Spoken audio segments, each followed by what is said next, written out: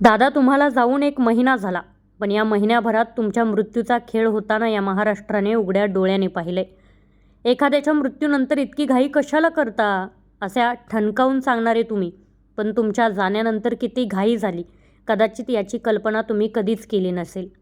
ज्या महाराष्ट्राला तुम्ही आयुष्यभर खळखळून हसायला शिकवलं, आयुष्यभर तुम्ही हसवत राहिला, त्या महाराष्ट्राला तुम्ही एका क्षणात रडवून गेला. ही बारामती जी तुमच्या आवाजाने गजबजलेली असायची, ती अचानक पोरकी झाली. महाराष्ट्राच्या डोकीवरचा आधार गेला आणि एका रात्रीत तुम्ही बारामतीला अनाथ करून गेला. तुमचं जाणं हे इतकं आकस्मिक होतं की आजपर्यंत कोणी मान्यच करायला तयार नाही की महाराष्ट्राचे लाडके अजितदादा पवार आज आपल्यामध्ये नाहीत.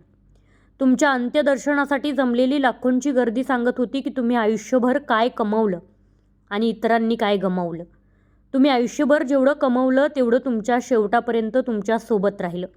तुम्ही ज्यांच्यासाठी लढलात, ज्यांच्यासाठी आवाज उठवला, ज्यांचं भलं केलं, तो प्रत्येकजण तासांतास रांगेत उभा राहून तुमच्या अंतिम दर्शनासाठी तळमळत होता. कधीच कुणी याचा विचार केला नसेल की जे अजितदादा पवार पावलोपावलावरती आपल्या सोबत आहेत ते आज असे अचानक निघून जातील, याची कल्पनाही नव्हती. तो वस्तादही रडला, ज्या वस्तादाने कधी कोणासाठी डोळ्यातून अश्रू काढले नव्हते. त्याने आपला पठ्ठ्या गमावला. पहिल्यांदा या आभाळाला रडताना पाहिलं, पहिल्यांदा या आभाळाचा आवाज डगमगताना पाहिलं, तेही तुम्ही गेल्यानंतर.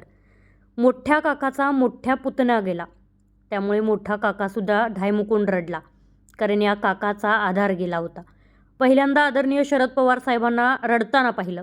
कदाचित हे सहनच न होण्यासारखं होतं. तो विमान अपघात फक्त एक कुटुंब उद्ध्वस्त करून गेला नाही, तर अख्खा महाराष्ट्र उद्ध्वस्त करून गेला. जो महाराष्ट्र अजित पवार या नावाने बांधला गेला होता, तो महाराष्ट्र एका क्षणात उद्ध्वस्त झाला 1 महिन्यापूर्वी. कधीच जातीपातीचं राजकारण न करणारा हा अजित पवार अचानक इतका देवाला का प्रिय झाला हेच कळलं नाही. असं म्हणतात ना की माणसांना जो आवडतो माणूस तो देवालाही आवडतो. कदाचित देवाने यावेळी तेच केलं. सर्वांना आवडणारा त्यांचा लाडका अजितदादा घेऊन गेला.